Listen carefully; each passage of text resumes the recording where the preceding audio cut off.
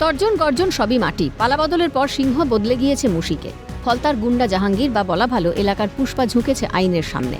পাহাড় প্রমাণ দুর্নীতি, অসাধু কারবার আর নবাবী জীবনযাপন ফেলে শ্রীঘরে রাত কাটছে পুষ্পার। যে এলাকায় দিনের পর দিন চলেছে দাদাগিরি জোরজুলুম, সেই এলাকায় ভাগ্যের পরিহাসে কোমরের দড়ি পরিয়ে পুষ্পাকে ঘুরিয়েছে পুলিশ। আর তাতেই যেন বুক ফেটে যাচ্ছে জাহাঙ্গীরের অনুরাগীদের।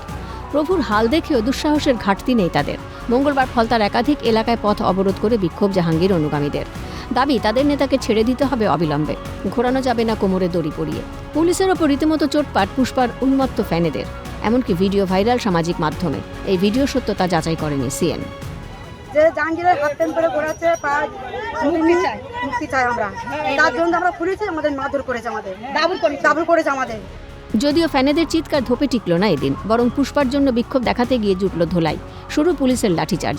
মল্লিকপুরের মামুদপুর, নওপুকুরিয়া এবং বনহোগলা এলাকায় পুলিশ ও কেন্দ্রীয় বাহিনীর তারায় রীতিমতো পগার পার ফলতার গুন্ডার ভক্তরা।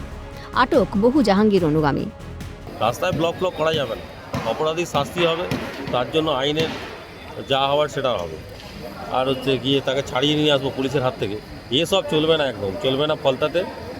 তবে ফলতার গুন্ডা জাহাঙ্গীরের জন্য এখনও কিছু মানুষের দরদের থেকেও এদিন বেশি নজরে পড়ল পুলিশের অতি সক্রিয়তা।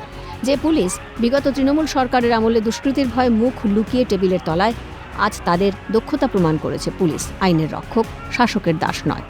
যদিও এই বিরল দৃশ্য তৃণমূল সরকারের আমলে হয়তো কেউ কল্পনাও করতে পারেনি কোনোদিন। কিন্তু রাজ্যের পালাবদলের সময় বদলেছে, আইনের শাসন প্রতিষ্ঠিত হয়েছে। রাজা উজির কিংবা মন্ত্রী, আইনের চোখে সবাই সমান, তা বেশ স্পষ্ট। অরিজিৎ মণ্ডলের রিপোর্ট, ক্যালকাটা নিউজ।